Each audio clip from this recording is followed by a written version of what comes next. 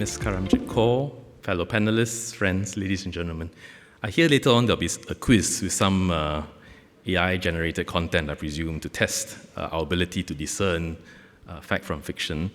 But as far as my speech goes, and I believe later the panel, this being the 1st of April, we discuss and assure you there will be no April Fool's jokes for you to have to tap on your cognitive bandwidth this afternoon.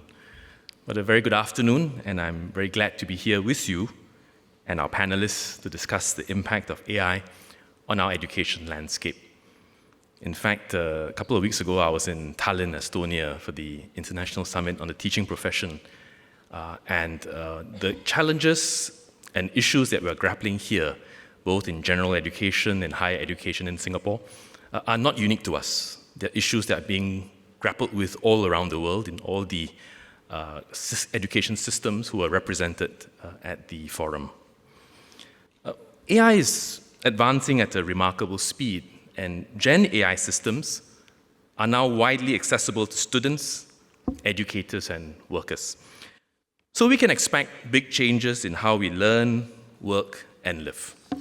Some of it will just explode on the scene, some of it will be incremental creep, and then you suddenly realize that things have changed. But this raises fundamental questions for us. If thinking and doing can increasingly be done by machines, what would our role be as humans, as people? And what is the role of our institutes of higher learning, or IHLs, which have long been central to nurturing our people with the knowledge, skills, and values to thrive? To answer this, it might be useful to step back and consider how education has evolved. Education systems have never been static. They've continually adapted alongside changes in society, economy, and technology. The earliest universities in medieval Europe, such as Oxford, were small scholarly communities centered on dialogue and debate. Learning took place through lectures and oral defenses. Knowledge then was scarce and carefully transmitted through handwritten manuscripts.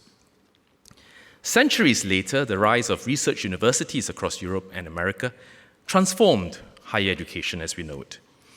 Laboratories, scientific inquiry, and disciplinary specialization flourished, particularly as science and engineering advanced during the industrial age and the 20th century. Universities became not just places to transmit knowledge, but to create it. And in Singapore, our institutes of higher learning have similarly evolved over time. Our universities began by focusing on foundational disciplines, training professionals needed for a fledgling nation. Over time, we've expanded and diversified by strengthening interdisciplinary learning, building research capabilities, and developing applied pathways through universities like SIT and SUSS. Likewise, our polytechnics and ITE were first established to train skilled technicians to support Singapore's industrialization. These institutions have since evolved from purely providing technical training to preparing work-ready graduates in a wide range of disciplines, including the arts, design and media, business, health sciences, and so on. We have also strengthened CET, or continuing education and training, with our IHLs playing a major role in our Skills Future movement. Lifelong learning is increasingly important in an era where technological cycles are getting shorter, and we need to constantly refresh our knowledge and skills. Today, we are witnessing yet another major technological shift. In just a few years, we've seen how powerful and widespread AI systems have been. ChatGPT has become a household name, and each new generation of generative AI models is becoming more capable than the previous. These developments present both opportunities and risks. For our students, AI can provide more personalized and tailored educational experiences. However, there's also a risk that AI may become a shortcut that bypasses thinking and learning and causes cognitive offloading, and that students become overly reliant or trusting of AI output. For the workforce, AI can augment human capability, enabling workers to be far more productive. This is particularly valuable for small countries like Singapore. But AI can also create economic disruption, substantially reshaping job roles and the skills in demand. These opportunities and risks compel all of us to respond. Whether we are ready or not, AI is here to stay, and it is advancing rapidly. Our students are already using it, and companies are racing to incorporate AI into their workflows. But the path ahead is not clear, with even industry leaders uncertain about how AI will fully transform their sectors. So we must feel the stones as we cross the river and cannot take a wait-and-see approach. Across our schools and IHLs, we need to learn, we need to adapt, and we need to grow. Our schools must help our students emerge into the workforce ready to add value in an AI age. We must also help our existing workers upskill through CET to augment their experience and skills with new skills needed for tomorrow's jobs. And so the question is, how will we do this? Increasingly, our work will move away from routine application of knowledge towards judgment, creativity and invention, relationship building, and collaboration with both people and with intelligent systems. To better understand how AI is reshaping work, it is useful to distinguish between what some have described as horizontal and vertical capabilities. Horizontal capabilities are broad general tasks that cut across many jobs, such as writing, summarizing information, or preparing presentations. These are the areas where AI is already highly effective and improving very rapidly. Vertical capabilities, on the other hand, are domain-specific and built on deep expertise. They involve applying knowledge in complex, real-world contexts where judgment, experience, and responsibility matter. Such vertical expertise remains harder to replicate. That is why education must evolve in a deliberate way. We must equip our students not just with the abilities to use horizontal AI tools, but with the depth of knowledge, experience, and judgment to use them well in vertical applications that may be true game changers. To guide how we develop these capabilities, the Ministry of Education has introduced a common framework that we call the 4 Learns, L-E-A-R-N-S, to enable our students to be AI ready. What are they? First, learn about AI. Students need to know what AI is, how it works, what its impact is, and what its limitations are, and this continues to be dynamic as technology evolves. Second, learn how to use AI. Our students will learn how to harness AI tools effectively and responsibly. Third, learn with AI. Educators will incorporate AI in teaching and learning to enhance our student outcomes, to enhance learning, and not to hobble it. Fourth, and most importantly, learn beyond AI, so we remain masters of technology. When AI can produce outputs instantly, the ability to evaluate, challenge, and take responsibility for those outputs become indispensable. Our schools and institutes of higher learning must continue to nurture precisely these human capabilities in our students. These capabilities must be built progressively across different stages of education. At every stage, we must try to build strong foundations. Students must first develop a firm grounding in core concepts and deep disciplinary knowledge. Even in an age where information can be easily accessed or generated by AI, these fundamentals remain essential. In fact, we think that those who are best able to use AI are those with the deepest expertise, because they can ask better questions, interpret output more critically, apply them meaningfully, and use AI to push the boundaries. Beyond deep knowledge, we must also hone deep instinct, strengthen critical thinking, and ground students in strong moral and ethical judgment. Hence, we have sought to carefully calibrate our approach. For younger students, and I know we're talking about higher learning here, but for younger students, we will prioritize learning the fundamentals first.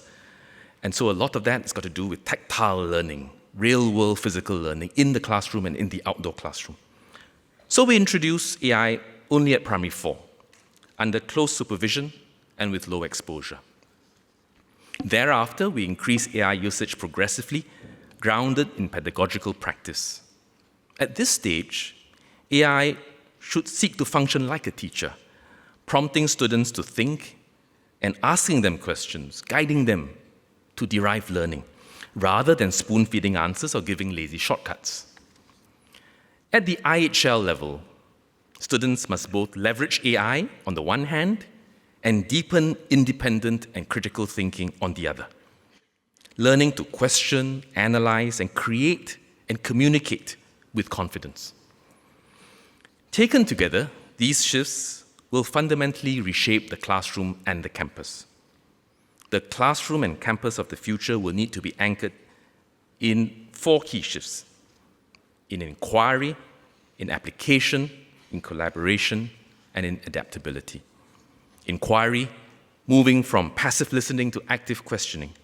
Application, moving from content coverage to problem solving in real-world contexts. Collaboration, moving away from individual recall to collective reasoning and teamwork and collaboration with people and collaborating with machines.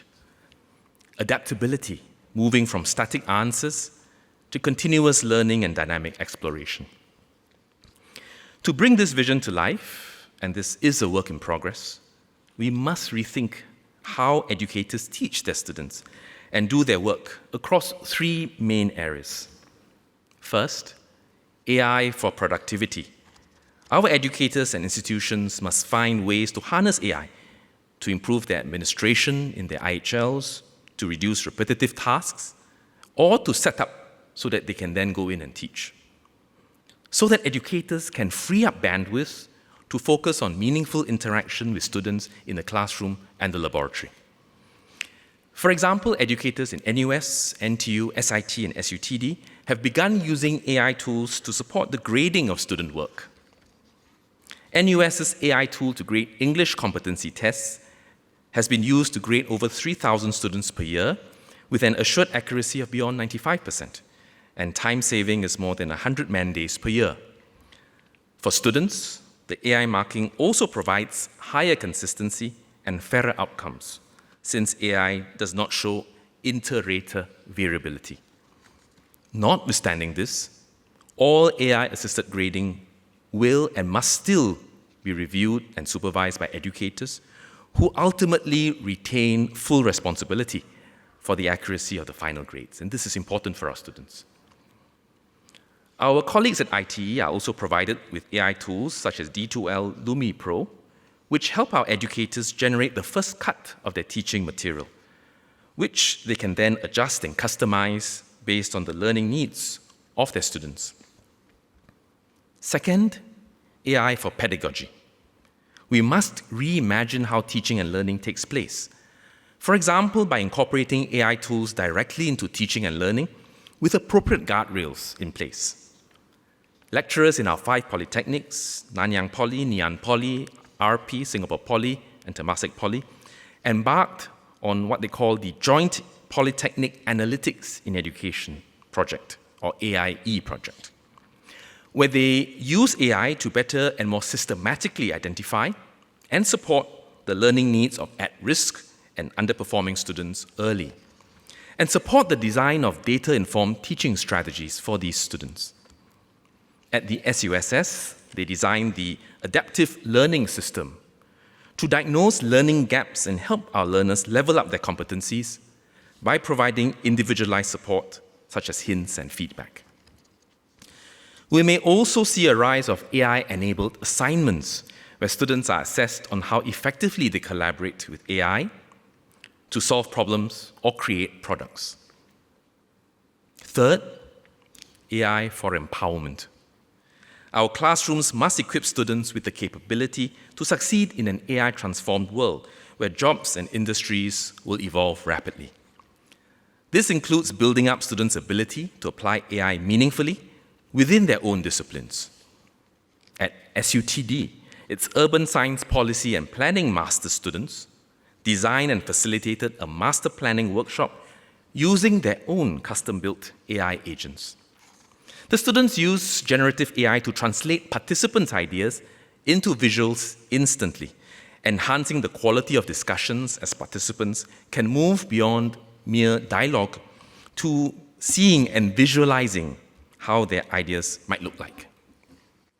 The AI agents can also provide feedback on whether the ideas are feasible from the technical and infrastructural angle. And imagine the capabilities this gives the teachers and lecturers. At SMU, its students in the Storytelling with AI course use AI to generate high-quality multimedia content without the need for extensive budgets or filming resources, and this allows them to learn more frequently and learn more intensively. So to give you a better sense of what this looks like, and because SMU is our host, we made a request, and SMU has prepared a short video, which will give me a few minutes to break. I'm not AI. Please enjoy the video.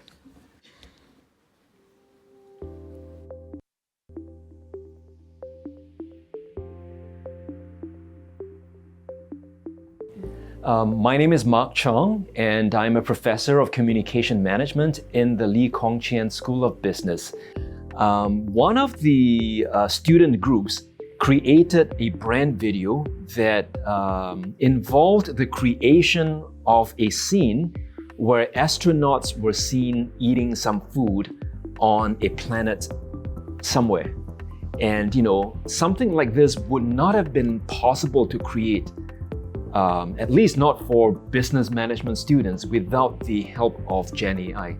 So I would say that that project is one of the very good examples of how they could marry conventional storytelling principles with a tool such as Gen AI that enables them to create from scratch the image or images of an astronaut eating something in outer space. So just another example of how different faculties, different IHLs are experimenting, are trying, and most importantly, weaving AI to enable learning. Beyond teaching students how to use AI in their respective domains, we also need to strengthen our students' 21st century competencies and uniquely human abilities that AI cannot easily replicate today, such as critical thinking, confident communication, and cross-cultural understanding. Our institutes of higher learning recognize the importance of this. For example, graduates from Temasek Poly receive an official skills transcript alongside their academic transcript, which showcases both technical skills as well as soft skills and co-curricular achievements. So there's one example on screen. SMU's co-curricular transcript, the next slide, similarly showcases soft skills that graduates have developed through their co-curricular participation. We must also empower our students long after they've graduated. As skills demands continue to evolve, workers will need to upskill all through their careers. Last month, we announced moves to support Singaporeans in the workplace to do this, including a simple self-diagnostic tool developed by Skills Future Singapore and SIT to help individuals understand their AI readiness levels so that they can be directed to courses pegged at their level of understanding. And from the second half of this year, all our institutes of higher learning will offer selected AI-related courses at significant discounts for their alumni for a period of a year. These moves will help our workers refresh their skills in an AI-pervasive economy. To position Singapore at the forefront of AI in higher education, we will establish a new committee for AI in higher education to spearhead the next phase of transformation across our institutes of higher learning. Today, our autonomous universities, polytechnics, and IT already have various work groups that bring faculty members together, not just within their institution, but across institutions, to share best practices in AI adoption, and we've seen how they've helped to accelerate learning and innovation across institutions. But as AI continues to evolve rapidly and reshape the education landscape, more needs to be done at the systems level to identify opportunities and address challenges and needs collectively across the whole higher learning landscape. Hence, we're doubling down on our efforts by establishing this new committee for AI in higher education, which I will chair. This committee will also include Senior Minister of State, Dr. Janil Puthucheary, as well as presidents of our autonomous universities and the principals and CEOs of all our polytechnics and the ITE, to drive a more strategic and coordinated approach towards AI in higher education. This committee will serve two key purposes. First, to provide strategic direction, steer, and oversight so as to strengthen coordination and collaboration across our institutes of higher learning on key AI priorities, even as each IHL continues to experiment and innovate with AI. And second, to deepen sharing of best practices, experiences, and emerging developments in the use of AI in higher education among our institutes of higher learning. By strengthening sharing and coordination at the leadership level and supporting the architecture of work groups at the technical and working level, we can build on existing efforts and move with greater purpose and ambition, not only adapting to change, but seeking to shape it proactively as the future of higher learning and our campuses evolve. Beyond establishing the Committee for AI in Higher Education, my colleagues at MOE will also strengthen research on how AI can advance teaching and learning at the tertiary level by supporting inter-IHL AI projects through our Tertiary Education Research Fund. This will bring together educators and researchers to explore innovative approaches to learning, generate evidence on what works, and translate these insights into teaching practice across our institutions. This work within the higher education sector also supports our broader national AI efforts, which will be spearheaded by the new National AI Council, chaired by our Prime Minister. To sum up, Singapore's approach to AI in education must neither be alarmist nor complacent. We will continue to experiment carefully, learn quickly as a whole system, and adjust when necessary. So is AI in higher education hype or hope, as the theme of today's conference asks? I would say it depends on how we respond. If we treat AI as a shortcut to simply bypass thinking and learning, we will diminish the very purpose of education. But if we treat AI as a catalyst, a tool, a powerful tool, to sharpen what truly matters in education, it can strengthen our IHLs and strengthen our people. But navigating this transformation requires collective effort. Government agencies, our institutes of higher learning, industry partners, educators, and our students themselves must work together to share perspectives, experiment responsibly, and share learning points from global developments. This will help ensure that Singapore remains competitive in an AI-impacted world, not just for economy, but also society. So in that regard, I value your views and ideas during the dialogue later. Thank you, and good afternoon. Thank you, Minister. Ladies and gentlemen, please join me to welcome our guest of honor, Minister for Education, Mr. Desmond Lee, distinguished panelists, and our moderator on stage for our panel discussion. Panelists, please. I'll now hand the floor over to our lovely moderator, Professor Lim San San. Thank you so much. Such a riveting afternoon already, and I'm sure we're going to have a lot more in store. I just wanted to walk a little bit down memory lane because 2 years ago, I also had the privilege of sitting in this chair, moderating a panel on the AI revolution.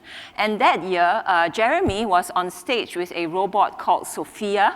Sophia was rather stiff, couldn't speak that fluently, but after she left the stage, she was actually parked behind while the panel was speaking. And I was joking about how Sophia was listening in on us and, plotting the robot revolution. And guess what? I think she won because 2 years later, we are here talking about AI hype or hope. We're looking at humanoid robots, which are very agile, very nubile, and we're also thinking about 2 years later, how are we dealing with the whole AI revolution? And when we look upstream, just as there is a lot of anxiety around the perhaps the disappearance of entry-level jobs, we now have to think earlier down the chain in universities, in educational institutions. How are we actually grappling with the way robotics and automation is going to transform education? And I loved, Minister, your sharing of the 4 Learns framework, because I think it provides us with a very useful heuristic for thinking about how to engage with technology. So we are really very privileged to have a fantastic panel. We have a tech leader, we have a government leader, we have a university leader to speak about this topic from so many angles. But I wanted to go beyond their professional roles, and I wanted you, the audience, to get a sense of them as individuals. So I wanted to invite the panel to first begin by sharing with me or us your personal experience with AI. When did you feel that actually AI was most definitely in the house and had transformed life as we know it? I'm happy to kick us off. Please. Just confirming you can hear me. I think for me it was maybe sometime last year, middle of last year. I'd come to OpenAI. I used to be at Coursera, so worked in education for a long time.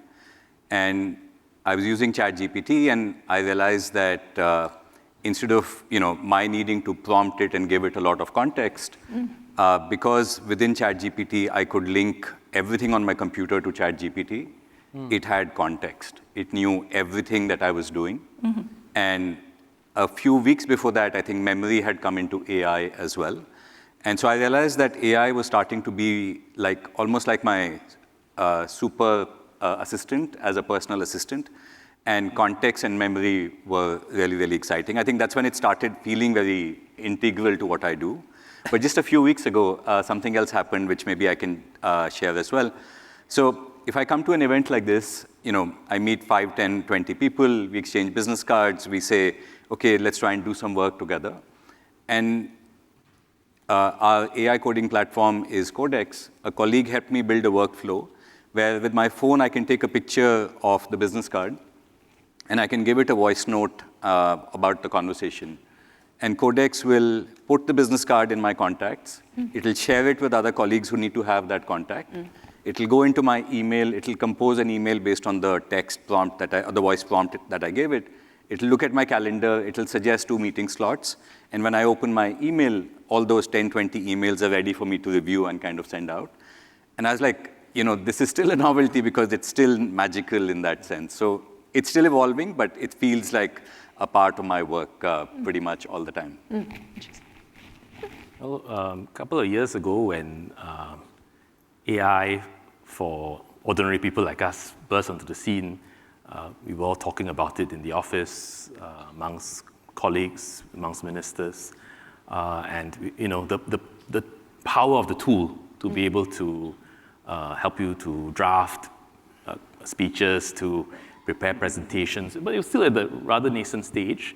And while we were very, very blown away by the power of the tools, and were open source tools available for everybody to experiment and use, it was novel, it was intriguing, but at the start there would be hallucinations as well. And the first person to send me a hallucination said, "This is what I searched out about you, and this is what I got." And it sent to me, it got my job wrong ministries, and it gave me extra children. So the first one I never showed my boss, second one I never dared to show my wife. But that was how it started. I still remember it. And down the line, as we used it in work, and we started tinkering with it to empower our work, you first grapple with whether it is authentic to use AI tools to augment your presentations and speeches. But over time, you start to hone a small compass as to what remains authentic and what crosses the line. And it's a never-ending work in progress as we find new tools that may help us both personally and professionally. And that authenticity is also the struggle now, because we're thinking, how do humans remain authentic? How do we sharpen our human skills to really dive deep on the authenticity? Well, I can share 2 examples. First one actually is not directly related to AI. Not too long ago, my wife and I were actually arguing whether I should question Google Map. I don't think that kind of argument would have been common, shall we say, before the advent of technology. And I certainly realized that without such tools, my sense of navigation, of direction, is not as sharp as it was before. So technology, now AI, certainly is making an impact on our daily lives. The second example I can share is this. Some of you may know that I have a deep interest in Confucian philosophy in Chinese culture. And I've gotten quite attached to a tool called Confucius Chatbot. What does Confucius mean, when he said this or that? And that it is interesting and also makes me realize the limitations of such tools. Because whatever answers it makes, it is based on the scholarly interpretations about Confucius that is available. And of course, I keep chatting with it in the hope that it would adopt my reading, my interpretation, and that would make it definitive. So, Alan, I don't think you need to ask Confucius, but your wife is always right. So I wanted to say that I've been interacting with students and trying to understand their experiences of AI, and I also feel that they feel this sense that things have accelerated a lot. Learning has accelerated a lot. There was a fascinating Harvard Business Review report that said that there are people in organizations which are leveraging AI agents so rapidly that their work has increased in pace. They will go for lunch, but they will make the AI agents do the work, and after lunch they come back and pick it up where they left off. And so they feel like the pace of life is very, very quick. And I think similarly in learning, students may also feel that the pace seems to be picking up to a level that's uncomfortable. Do we then think from the educational perspective that we want to preserve some slower practices, like more reading, more reflection?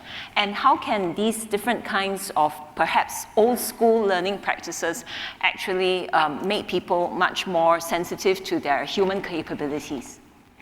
Desmond, would you like to take?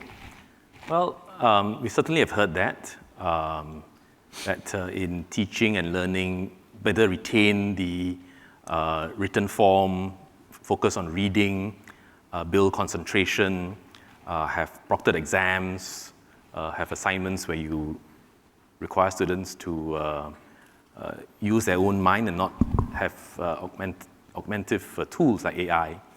But actually, if you think about it, it's not quite a genuine dichotomy. Because ultimately what you want is to be able to harness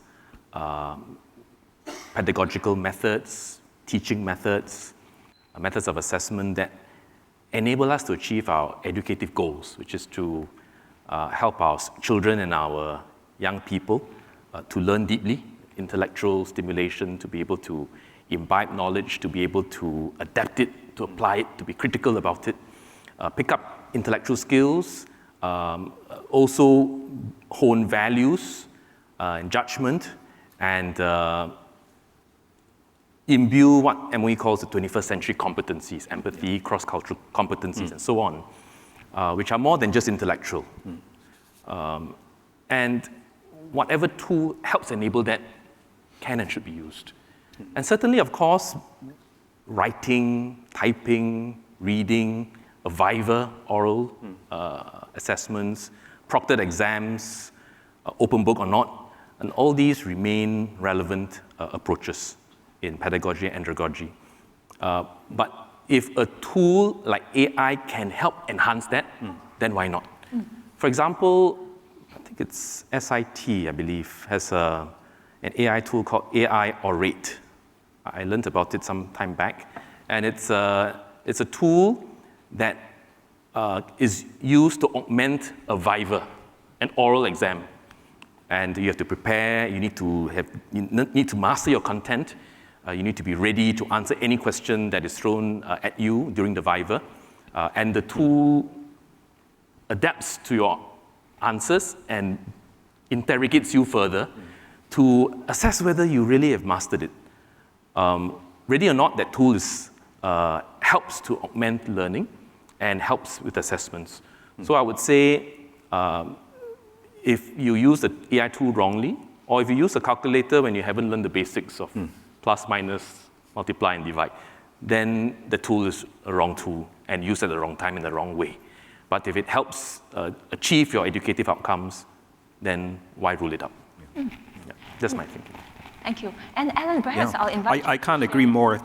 I mean, and this is really why at SMU we have been at pains to emphasize the importance of cultivating fundamental human-centered capabilities, especially at a time when AI fluency is required. Certainly, the future of work, the future of learning, these are very important topics. But at the same time, we mustn't forget that we are also trying to help our students to navigate in an increasingly fractious world. We mustn't forget that the external conditions, the external environment is also changing very quickly, and that would require a lot of human skills in order to achieve the kind of harmonious society that we all wish to see. And that must be also part of the aim of education. And now the promise of AI is that it can enhance learning both in terms of skills acquisition as well as thinking about ways to achieve the kind of harmonious society that we wish to see. Indeed. So I wanted to share that, Minister, you will approve of this. Like a good Singaporean, I had my SkillsFuture credit, the $500 as expiring last year. I subscribed to Coursera. And 2 weekends ago, I took 2 days where I did an online course. And just as I was absorbing all of the substantive content, I was also reflecting on how I, as an individual learner, was learning through an online course. The AI coach was quizzing me. The AI coach was grading my assessments. It was pushing me to write more in certain ways. And I thought to myself, wow, where is my role in all of this learning as an educator? And how does learning get transformed with these clever users of technology?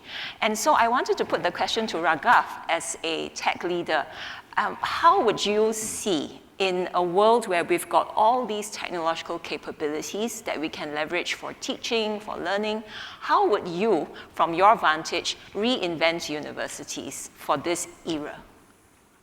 You know, firstly, I'm glad Coursera on SkillsFuture was useful. I initiated some of that work many years ago, so it's good to hear some of it coming around.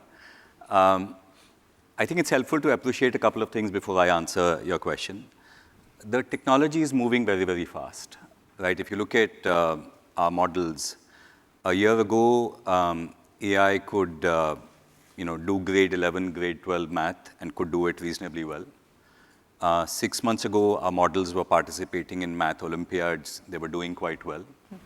And 6 weeks ago, there's this congregation of mathematicians where PhDs get together, put together 10 math problems which have never been solved by humans. And the models got 7 of those which have never been solved by humans. So, maths is just one example, but we're seeing in physics and biology. A year ago, coding agents were essentially helping developers with autocomplete.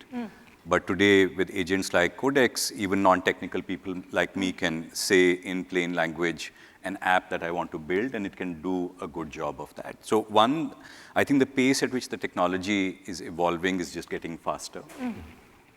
And second, I think the diffusion of AI in society is happening extremely fast, but there's a lot of work still to be done there. Many people here probably use ChatGPT. 900 million people every week use ChatGPT. It's an incredibly large number. The per capita usage here in Singapore is extremely high as well. But we're all seeing personal productivity gains. Only some of us are seeing gains at a productivity level in teams. Very few organizations are still at an organizational level seeing those gains. And very few countries are seeing it at a societal level or a country level. So there's a lot to be, so technology is evolving very quickly. but there's a lot to be done when it comes to diffusion of that technology to really have productive impact. But we all look at the technology and we are tempted to say, look, universities might change very, rapidly in the future in 5 years. And we've seen, through COVID that we all thought online education, and to the example that you took, will completely take over, but universities have been resilient, all of us are here, because there is a massive social purpose to universities. And if I broadly think about it, right, universities are granting knowledge, they're helping us build social connections, they're also helping us build our human skills, critical thinking, and so on. And what we will possibly see is a shift in some of these things, right? AI can give you the knowledge, but how do you apply that knowledge is where AI has to, the university has a massive role to play. You build human skills, but I think skills like problem solving are shifting to problem framing, because the AI can help you possibly solve that problem once you framed it correctly. And I think things like judgment, the minister spoke about it as well, things like agency, when everything seems to be shifting around you, how do you actually have the ability to have agency, to have meaningful impact on society is extremely important. And I think a skill that we definitely want students to be able to build is just to be able to figure out what does society want, what do humans want. You look at incredible startups around the world, and they've figured out what is their contribution to society, what do we as a society want. And the skill to be able to figure that out when a lot of the mundane is getting automated would be an amazing thing for universities to teach. So there is a shift that we need to get, but we need to figure it out together. Indeed, and at SMU we have 100% community service for our students. We also have 100% global exposure, and I think these are the experiences that really sharpen our students' cross-cultural literacy, their interpersonal skills, their team building, collaborative and communication skills, and a lot of those built towards exactly what you were saying. But you also mentioned, interestingly, the Math Olympiad, and I wanted to say, Desmond, you were successful in getting the nation to collectively furrow our eyebrows when a month ago in Parliament, you issued PSLE math questions, and so it got everyone taking out their pen and paper and thinking, does the 12-year-old in me know how to solve this PSLE math question? I wish I had been in the house to do this, but it's fascinating, right? Because we do, as a nation, have a certain grade orientation. People take high-stakes examinations very seriously, and when we think about a world where all of us are going to have our skills disrupted quite quickly by technology. We're no longer going to be able to do that one thing, to have that career for life, and we're going to constantly have to unlearn, relearn, upskill. Isn't it terribly important for us to instill in our people that intrinsic love for learning rather than learning for the sake of grades? And how are we thinking about retweaking our education system, robust as it is, to build that love for learning? First, I must apologize for raising the cortisol level of the nation. But there have been many questions about PSLE difficulty levels, and I discussed with my colleagues how best to explain to fellow parliamentarians about the approach that MOE and the exam board takes. And they said, don't just talk about it, why not show? And I initially had some reservations, but then discussed with colleagues and said, okay, let's give it a go. And it was a real question. And the aim was to demonstrate the scaffolding that we provided in order to enable students to attempt more challenging questions that would show their mastery of the concepts and their ability to adapt it to an unfamiliar situation. So you're absolutely right in the sense that an education system must develop a person holistically. Skills, knowledge, intellect, reasoning, but also the social-emotional aspects of a person's growth and development, and competencies that allow us to thrive in the world. And I would say that this is an aspiration and a goal that we must pursue even before the age of AI. Many of us would know of colleagues who may have done very well academically, but in the workplace because of their ability or inability to relate to people, to be empathetic, to be able to collaborate as a team, they might struggle, whereas you might have thought, well, given your grades, maybe you shouldn't have been struggling so much, and vice versa. People who might not have thrived academically, but did well in the workplace because of their the other aspects of humanness that enable them to thrive. So that is something that is a goal for us. But with AI's opportunity and impact, we think it's even more important to double down on those efforts. It is natural for us, maybe particularly Singaporean, to want to aspire to do the best that we can and to help encourage and even push our children to excel. And this is across the board.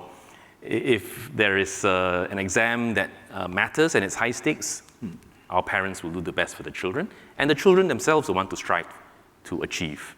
If it's on the CCA front, you have some way to measure, they will also want to strive. If there's DSA, they will also want to strive to do their best and achieve their own goals within the framework of the rules that you set. But learning is a lot more than academic pursuits, and whilst our children show that drive and adaptability and excellence when they do their best for academic assessment, we want to make sure that in the limited time that they have in school, that they also devote time to more holistic pursuits as well. And therefore, we are going to commence a series of conversations, honest conversations. We're going to involve partners who might even have contrary views.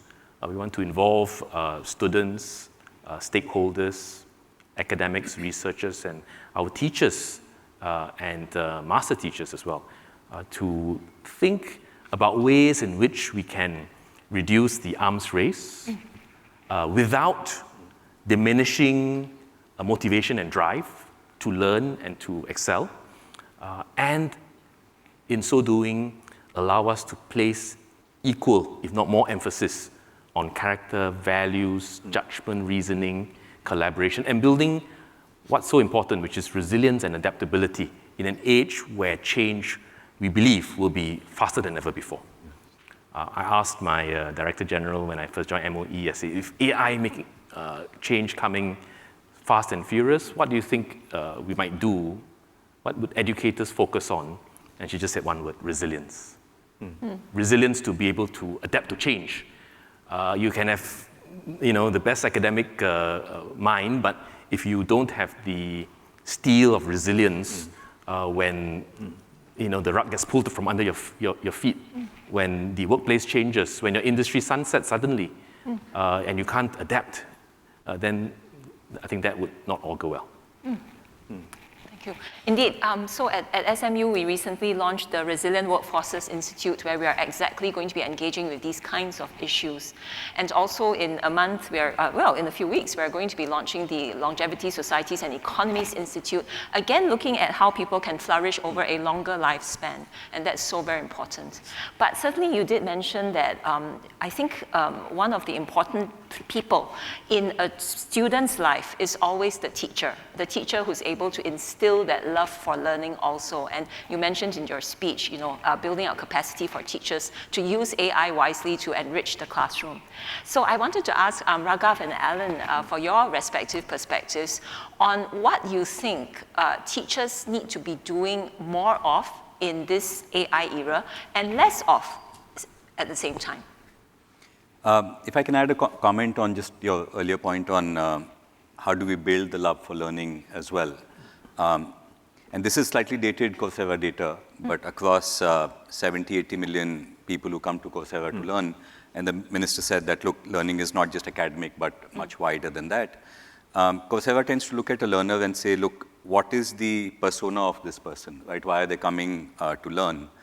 And there are 4 personas. Career starter, so looking to start a career. Career advancer, looking to get ahead in their careers. Career switcher, so looking to change professions. And then people who come for the love of learning.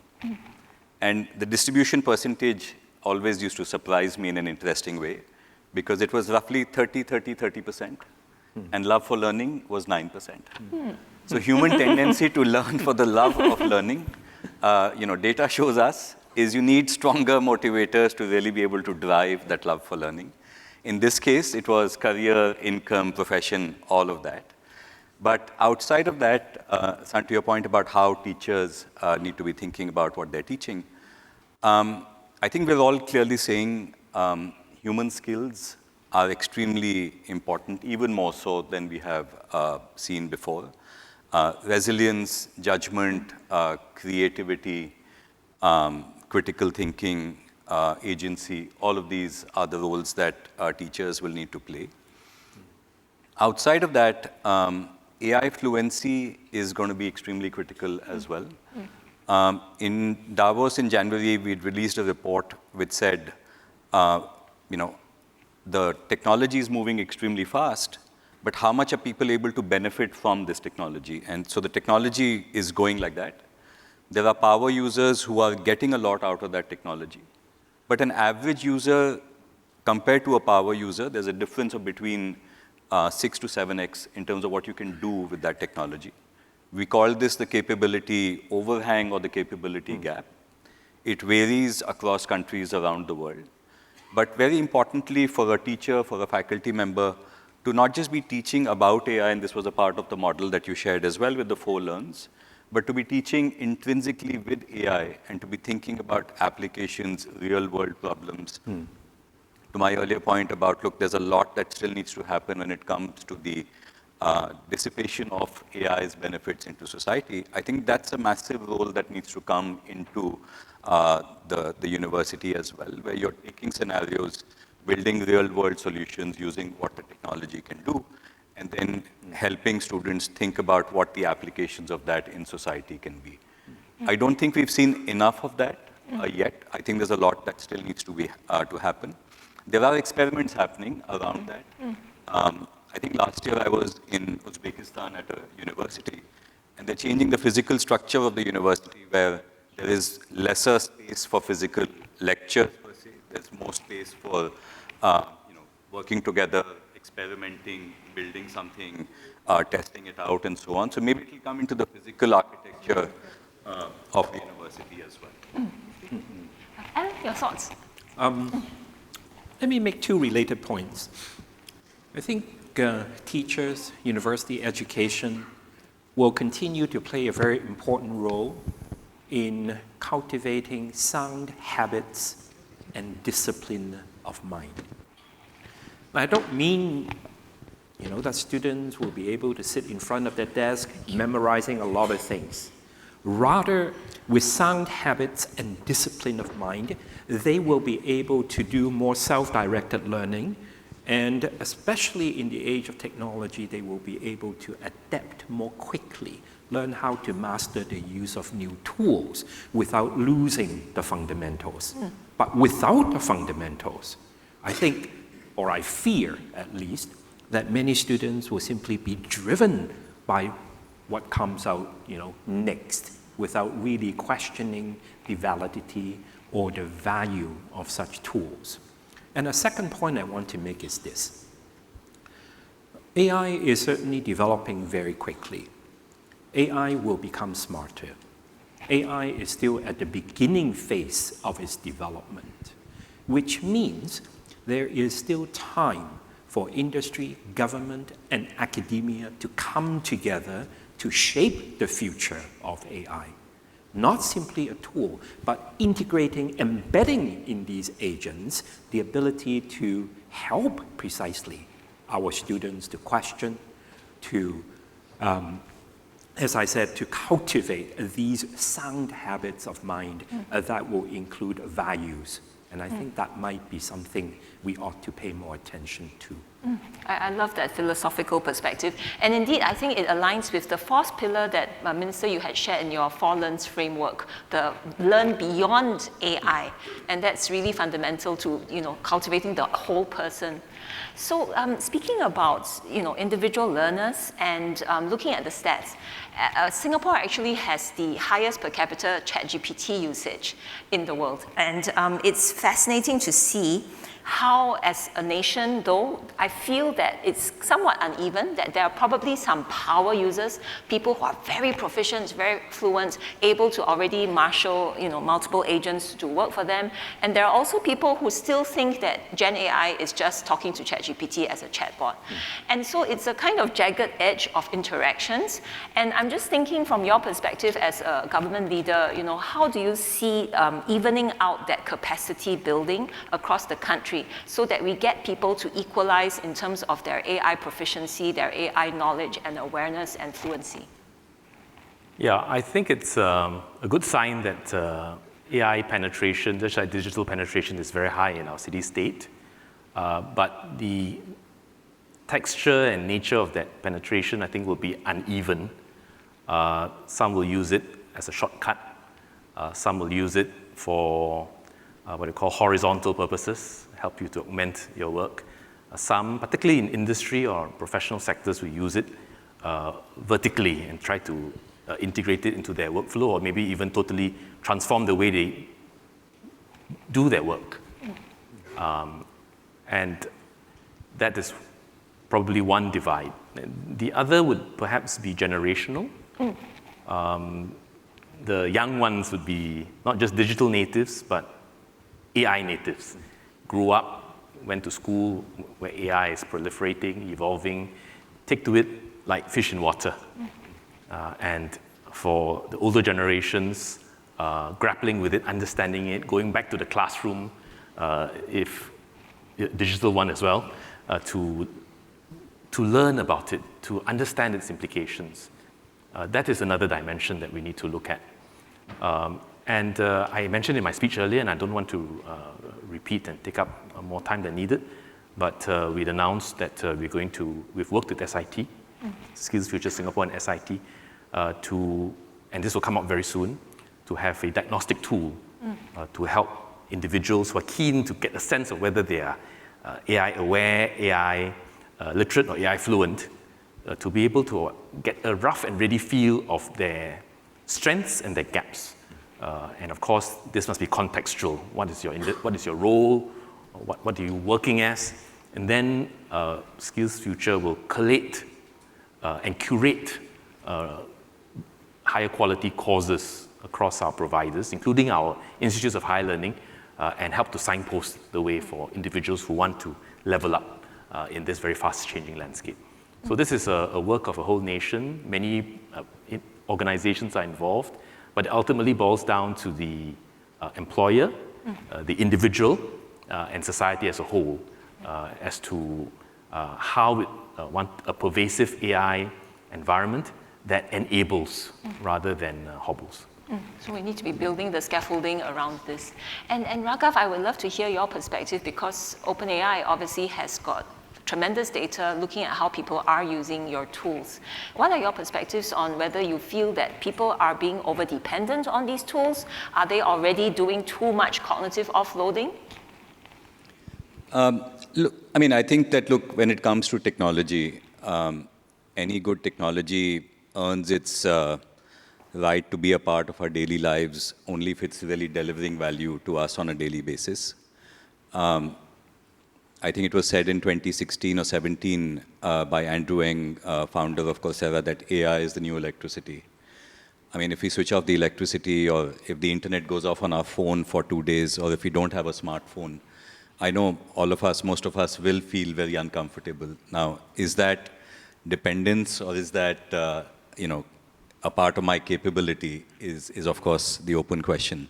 So yes, you can do a lot more with AI. Are you also going to become a little more dependent on it like we are on the internet or electricity? In that context, yes. It is also very important to call out that from an education perspective, for students, if they are using AI as a shortcut, It does not help the cognitive process for sure. And it is extremely important for adults in the room, for teachers, for institutions to guide them and say, where is this going to be helpful and where is this not going to be helpful? And what we do as a part of this at OpenAI is work with all of the various stakeholders involved. So we work with students, for example, through what we call ChatGPT Labs. We are launching one tomorrow here at SMU with your students as well, where we invite students, get them to show us how they are using ChatGPT and other tools, and we also guide them towards new use cases and the right use cases. We work with universities, we work with states, we work with nations in helping adopt AI in education in the right manner. I know you were at Estonia recently, and Estonia has been one of the early adopters of ChatGPT EDU, which is the institutional version of ChatGPT, so that the way the technology behaves, the way you build the right use cases, and very importantly, the way you provide training and enablement can drive the stakeholders towards the right kind of outcomes that you want to achieve. And then also, I think looking at the impact of AI on education and learning outcomes is extremely important.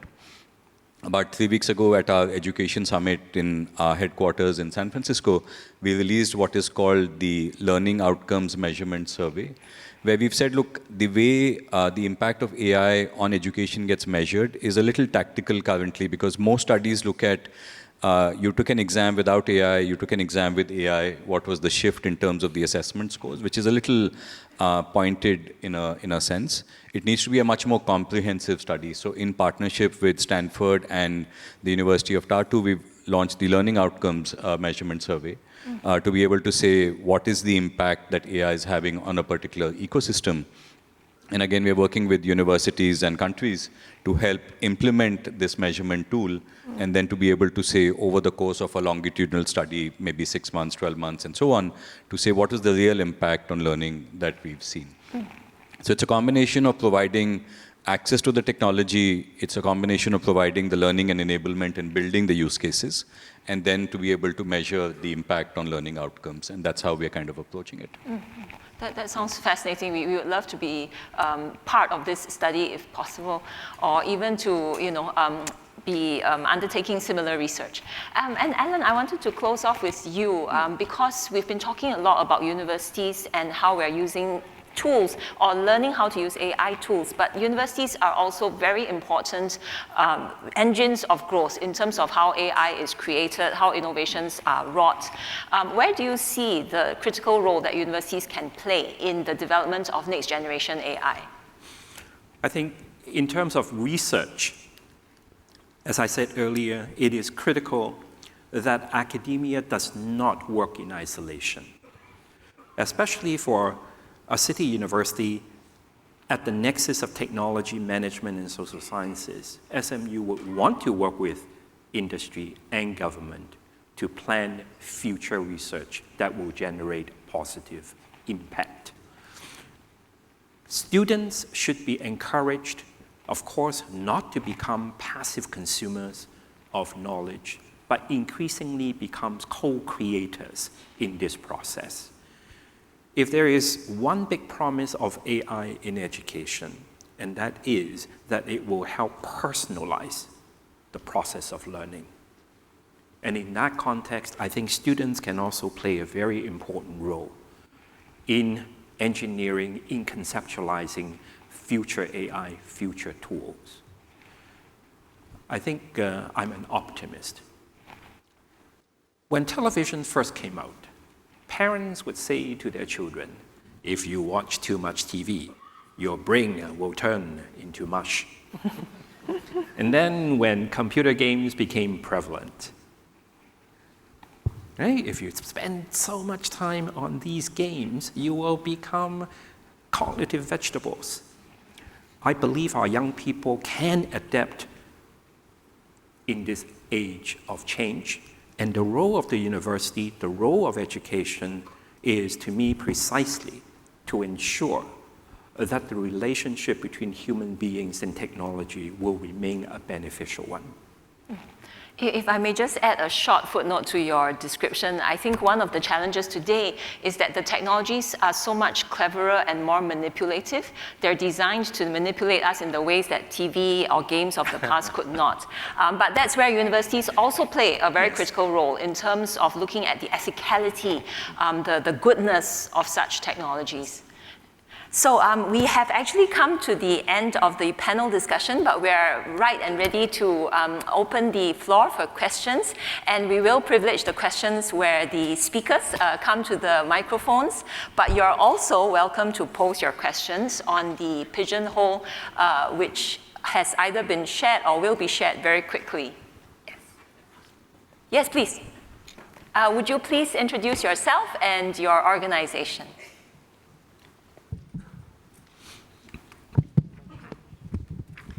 Thank you. Thank you very much for your profound insight and wisdom. My name is Patrick. I have two quick questions. How do you define success and a good job in the age of AI and we society? Second question is your greatest hope and deepest fear for AI. Thank you. Define success. Anyone want to jump right in? So we were at a meeting earlier this morning. Yes. In which we discussed the changing nature, the nature of the future of work. With more and more individuals turning to the path of innovation, there's now a term, single person unicorns? Yes. So the nature of work, the future of work definitely will be very different from what we can see today, which means it's all the more important that lifelong learning will become a central part of the learning process. Well, I see the infinite number of metrics that you could use to try to measure every conceivable aspect of AI's successful integration into society and economy. And I have no doubt that every sector, social as well as economic, will seek to try to do so, to measure progress. But I'd say a qualitative way to look at it is whether we are able to successfully navigate waves of change that will come about as we hone our moral compass in deciding how best to deploy these very powerful tools, which will come with ethical questions and policy questions into society, into the workplace, and how we ensure that no one gets left behind through these changes. Whether you speak to young people or older workers, whether you speak to social workers or businessmen, there is always that trepidation. What will AI mean for our way of life, our jobs, our society? But I think it is important to also be optimistic, to be hopeful, and to see how it can be used to do significant good as these tools were designed for. Manage the downsides, put in the guardrails, have conversations as a society and as individual business sectors to marshal and make use of the positive aspects of the power of these tools while managing the social and economic downsides. Greatest fear is if AI hobbles us, clouds our judgment, and they become master, and we follow what AI tells us is the solution, whether it's offered by LLM or not, the model. The greatest hope is that it augments humanity and empowers us to be even more human. I find a good way to kind of think about this as democratic AI or autocratic AI. I think democratic AI captures a lot of what both of you shared. Does it help each one of us? Does it help companies, universities, society, countries at large? And especially, I think, in fundamental human needs around education, healthcare, agriculture, poverty reduction, new research around solving for diseases, cancer, all of that. I think the risk around autocratic AI, where a few companies or a few countries control it and it's used for purposes that are not really designed for this technology, I think is what we need to watch out as humanity. But maybe that's a good way to kind of think about it simplistically as well. Thank you. Raghav, can I ask you to comment on the apparent rise of sovereign AI? The apparent rise of sovereign AI. Sovereign AI. You want me to add? Yeah, Or are you going to I add? mean, from the industry's perspective. Yeah. So the way we think about it, right, given just the power of this technology, we are all experiencing a form of technology that is possibly the strongest, most impactful technology ever. Most countries are thinking about, look, are we going to be using technology that comes from outside our country, or are we going to be thinking about technology from within the country? Also, a lot of focus is around the models right now. But if you think about it holistically a little bit, leaders of AI companies and research labs talk about a 5 to 7 layer AI cake or AI stack. Yeah. So there's energy, there's data centers, there are chips, there's models, and there's applications. A lot of talk right now is, should we have our own model versus should we have the full stack? And I think companies and countries are thinking about it differently, right? So I live in India, for example, and India is saying, we think the real power of the technology is going to come at the application layer, where today you have to diffuse this technology, make it real for the average person on the street, where it's helping in everyday life. At the same time, we also think that we want to be self-sufficient when it comes to the other areas as well. Will we do it completely on our own, or will we do it in partnership with other countries or companies, is an open question, which countries are taking different roads to. But I think it's helpful to think about it holistically, and I think it's helpful to also keep the application layer in mind, which I think is where a lot of work still needs to happen for society at large. So I am not AI. I do not know exactly who came to the mic first. So if you don't mind, I will have to do a bit of selection. So I'll just invite the man over at that mic over there. Thank you for the wonderful answers. My name is Nitin. I am a director with a company called SmartBridge. It's an edtech platform. We've been running the platform for about 8-9 years. We run it in India and Southeast Asia. Last year, we did about 300,000 students, upskilling them, making them ready for the workforce. So we are currently at a bit of an inflection point as a company, trying to figure out how to adopt AI and make that as an offering, help students learn a little bit more. And so we couldn't have asked for a better forum with industry, with government, and with academia over here. So the question is that, how do you see, there are a few things that are definite that are going to happen in the next 3-4 years. Whatever students join at the time of their coursework at year 1 is not going to be relevant at the time when they leave the course at year 4. Whatever industry needs when they join will not be relevant at the time that they leave their program at the end of the. So that is a definite, that it's going to evolve. How do you see the role of education? How do you see the whole course curriculum format changing to adopt for this changing architecture in the future?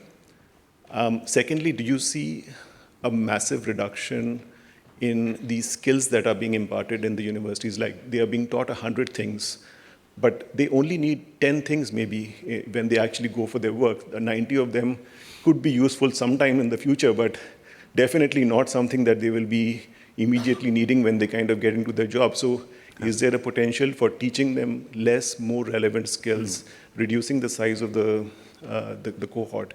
And how do you basically think about how the whole education, maybe just a few questions in that order, open to anybody. Thank you. Maybe I can start this discussion.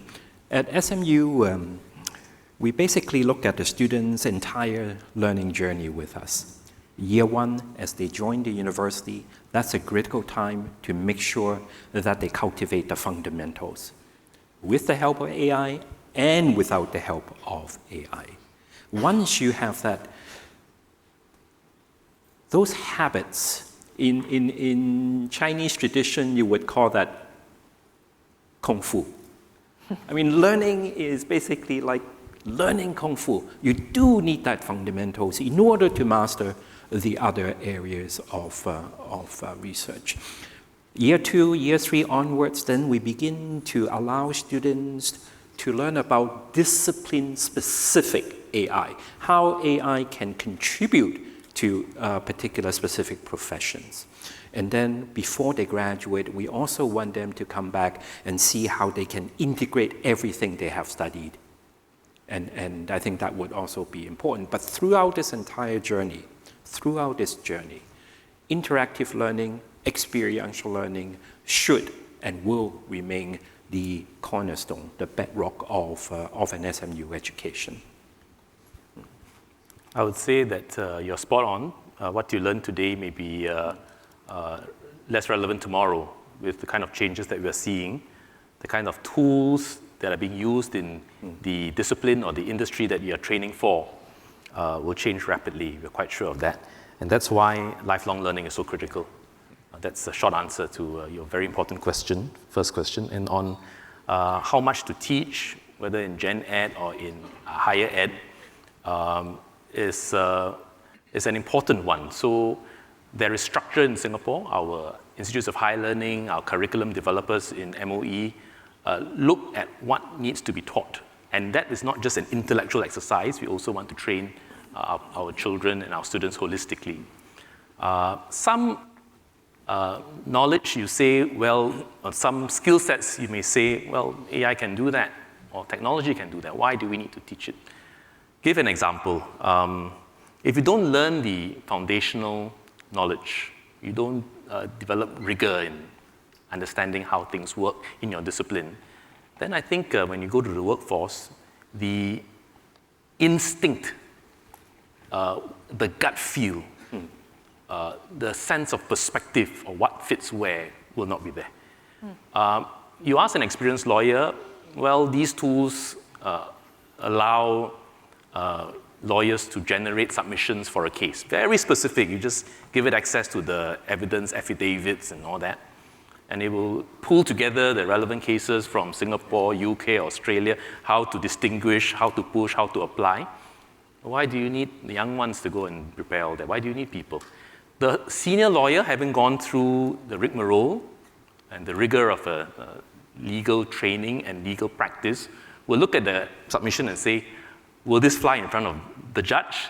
And will it fly in front of this judge, given his or her temperament to, long verbose writing? Are there hallucinations? Is there really such a case? And so on. So there will be the instinct and judgment. And if you say, well, if that can be done by an AI tool, then I don't even need to go for a moot court. I don't even need to practice. It will all be done for me. I think that would be a big mistake. But how exactly we strike that balance between deep teaching and learning of content and processes, which may well be taken over by AI, and how much to focus on AI-related tools and how to put in the prompts to get you the legal submission, I think is a matter of judgment and close collaboration between industry as well as academia and curriculum developers is critical.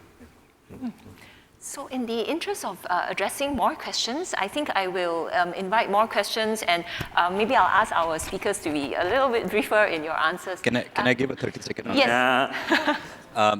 So just very quickly, personal anecdote. I have 2 kids at home. One is in 3rd year of university. The other one just graduated last year.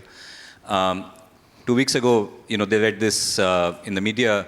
There's going to be more intelligence in data centers in the coming years than in all of humanity, right? There's this thing going around a little bit. So there was this debate at the dinner table, what should I be learning in university? And after an hour and a half with young adults, it takes time.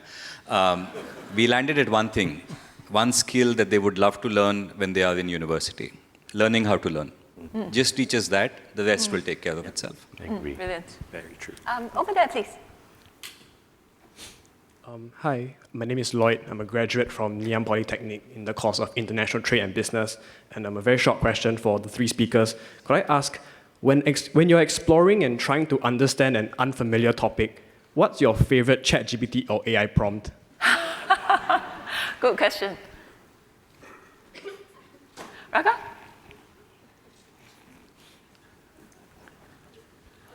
I essentially tell it, don't be polite. when you are being critical about something that I am asking you. I also say, ask me questions before you begin your answer. And I find that that helps set the context to the answer that I want incredibly well. So invariably, I will tell ChatGPT, ask me questions before you begin answering what I'm asking you to do. Use ChatGPT, Copilot, whatever gives you a good summary, or I turn to my assistant and say, please do that for me. Human assistant. Never settle on one prompt. That would be my approach. Yes, brilliant. Yes, Josh, please. Thank you. My name is Josh. Among various roles, I'm an adjunct faculty member at the SMU School of Law. I teach AI law, policy, and ethics. One of the things that I notice in class is a range of uses of generative AI and LLMs.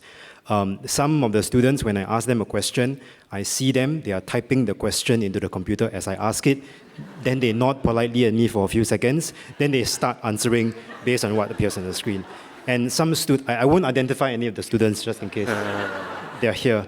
The other kinds of students, they just shut their laptop and then they answer. So we are in this giant sandbox of how to use AI at this point in time. How do we have some best practices, practically speaking, of striking the right balance between use and over-reliance? The second question I have is that just now, I think Jeremy had a great segment in terms of asking us to discern between AI and human-generated work. I realized that nothing brings us closer together as humans than playing some of these games. So my question is, AI is very individual-based, but how can we use AI as a tool to encourage greater collaboration and greater cooperation? Thank you. Alan? I mean, I hate to sound like a broken record, but to me, it really comes back to cultivating sound habits. Sometimes true, by the time students come into university, may be too late. So that's why it's so important for us to work with schools, to work with parents. I mean, learning is not simply,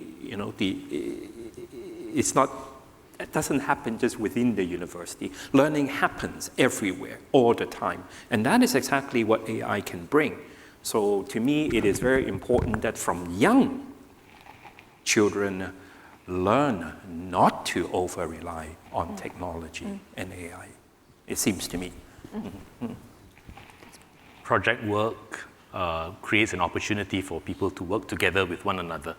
Not just within your faculty, but across different faculties, multidisciplinary, interdisciplinary, that's very powerful, particularly if that creates a bit of a sandbox for what will happen in real life.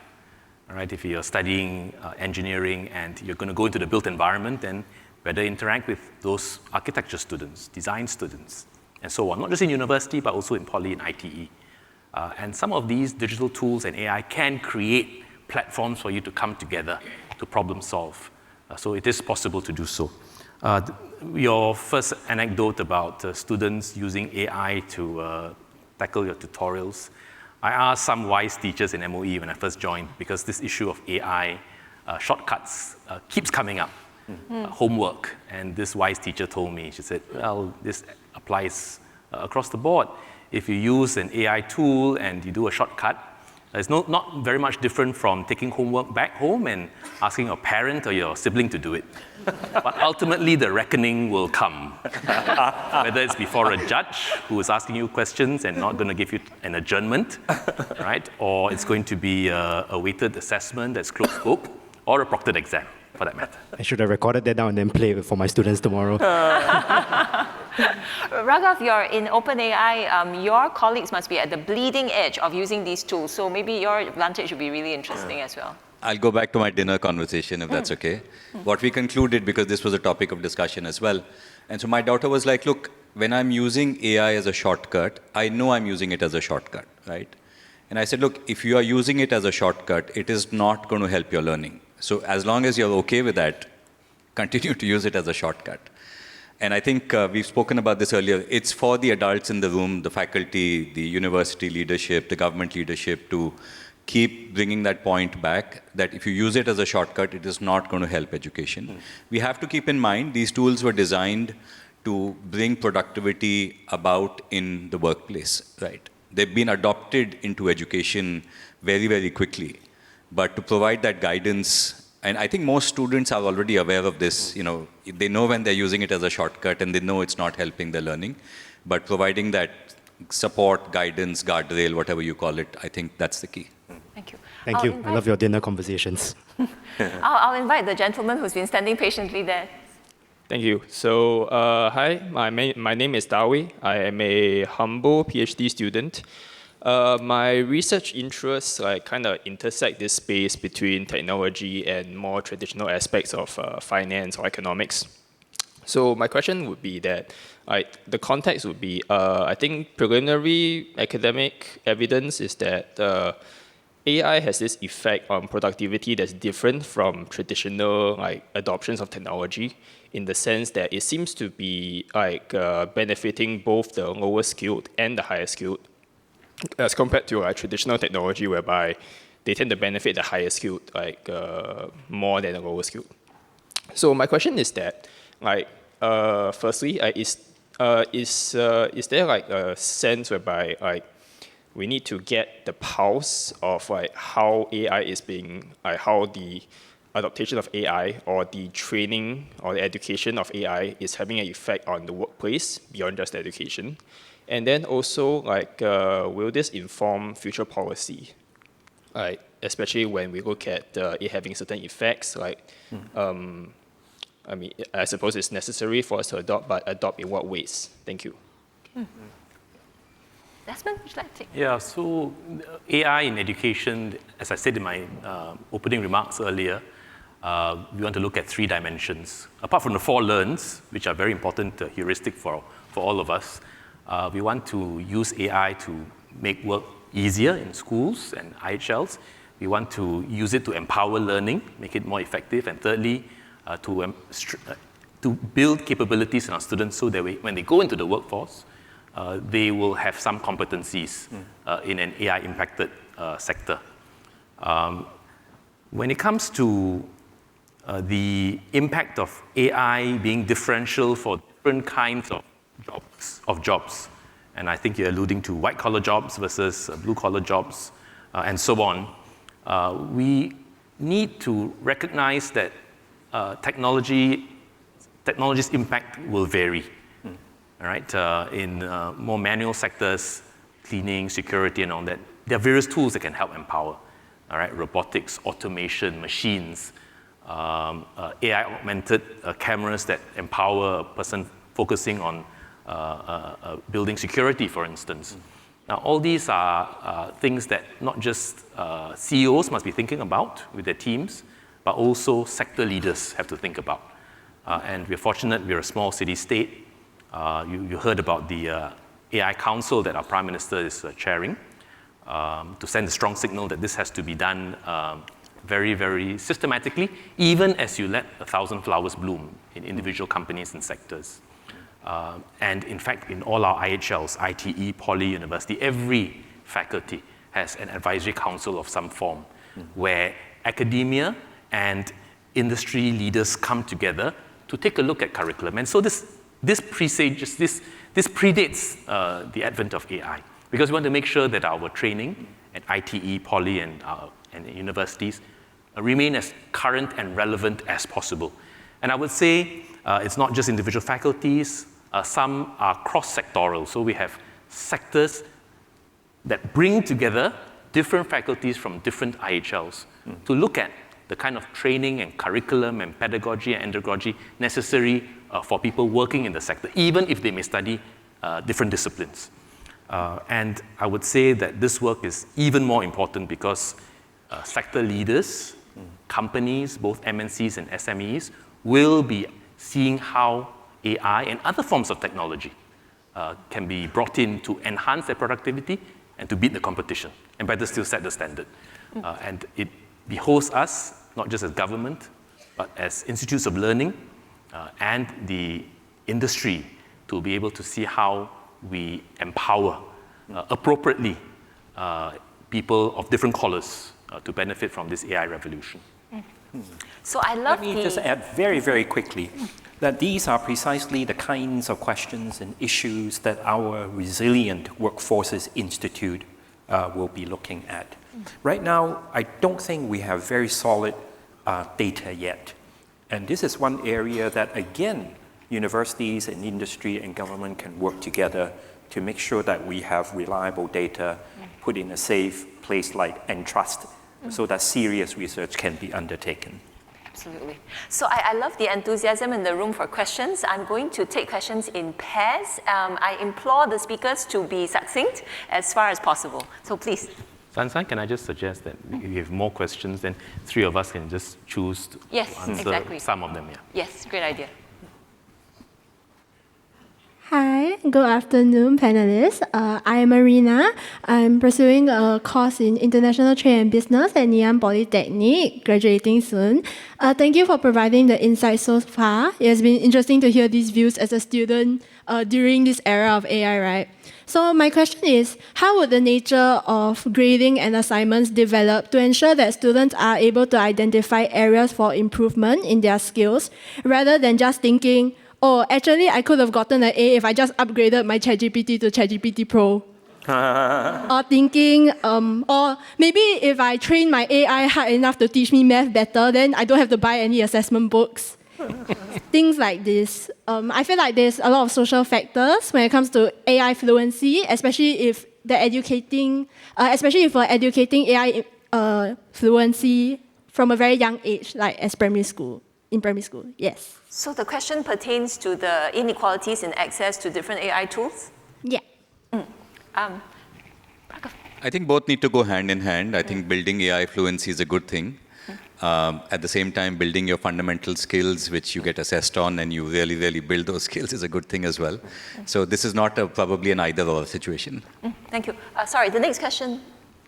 Yeah, many modern university graduates, for instance, the assistant relationship manager, like trainee at UOB, and rising Japanese anime fan cosplayer Jocelyn, also known as Nii, like originally from Sichuan, China.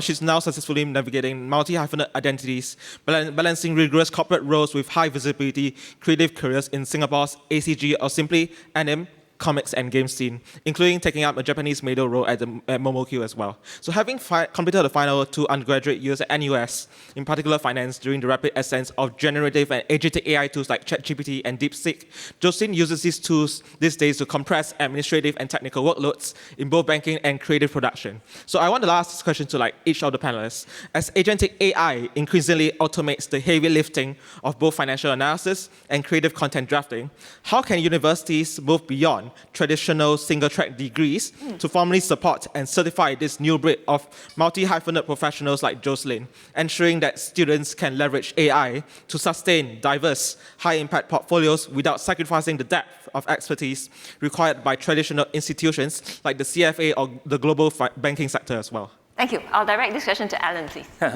Let me come back to the question of assessment as well. Yes, AI is making a big difference. But assessment will continue to serve the dual purpose of development, formative assessment, as well as summative assessment. So these assessments will need to have different approaches. When it comes to developmental learning, sure, learn every tool that is available. But at some point, if we need summative assessment, then perhaps we might actually go back to older ways of assessment like oral exams or closed book examination. The other question, I think, is also very interesting.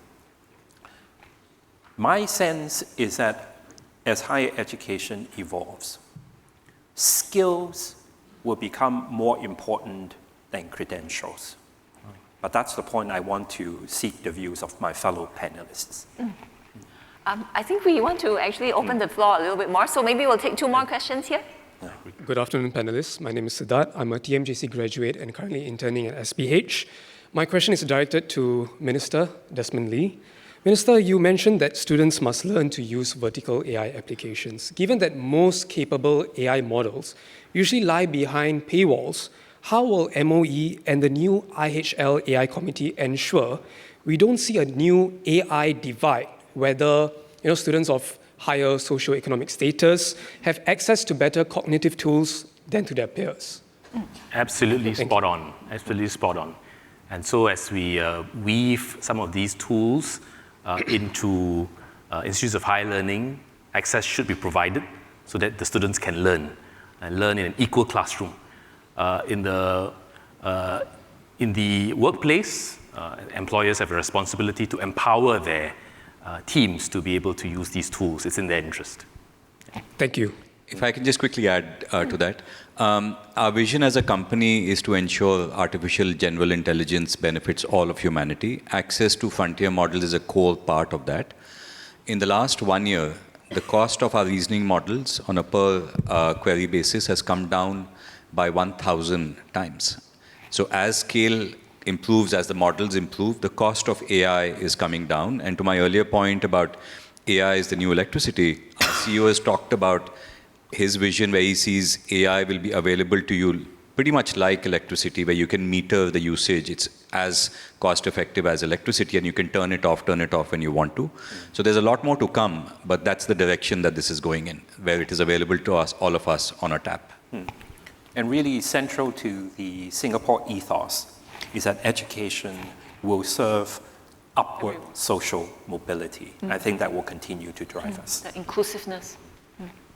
Please. Thank you. Good afternoon, Minister and panelists. My name is Jonathan. I'm a lecturer at Nanyang Polytechnic and also a SMU alumni. So my question is, as AI can enable highly personalized learning while education is fundamentally relational, how can institutions and we as educators actually ensure that increased personalization does not come at the expense of peer relationship, mentorship, and the larger social dimension of learning? Thank you. Yeah, absolutely. I mean, in Gen Ed, you have the learning feedback assistant for different subjects, and that acts like a teacher next to you, whether in the classroom or at home.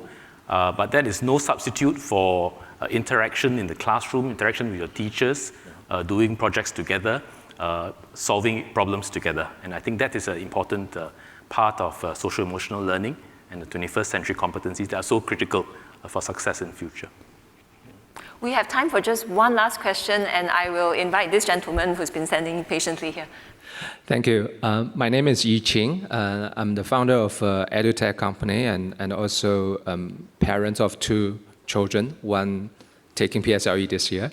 So my question is, what would you want the parents of future university students to be doing today so that 5 years down the road, they will be ready for the future version of our higher learning institutes?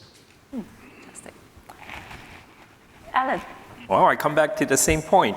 Teach them, not give them a fish, but teach them how to fish. I think that is a fundamental value that we should share with the younger generation. The sooner the better. Yeah. Desmond? I agree with Alan. I think the key is to help them create the environment at home, as we seek to do in the classroom, to get our children to be curious about learning, to ignite that joy of learning, to keep the spark going all through their years in school and beyond. And I think it'll all go well. And if you want to find out more about PSLE, I would like to encourage you to go to the Straits Times PSLE Forum next week, I believe. Thank you. Raghav, would you like to chime in? Yeah, I think our topic today is hype or hope. I'm firmly in the hope bucket. How do you build that with your kids as they're thinking about the future of their education, their careers, their life? That's where I would take them towards as a parent.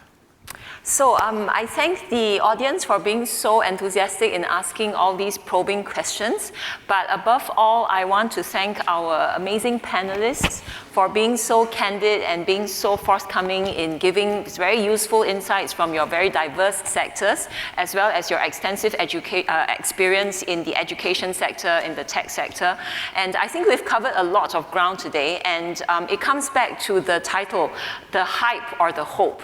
I think the hype speaks to all of the excitement that we have, but at the same time, hype also indicates that there's a certain level of anxiety, there's that sense of precarity that the technology is moving a little bit fast, and that's where we need to then draw in on the hope. What do we hope the technology can do for us? How do we hope that we're going to be able to adapt to some of these disruptions? How do we hope that our resilience will come to the fore through the development of our whole person? So thank you so much for being an amazing audience, but above all, please let's thank our panelists, our illuminating panelists.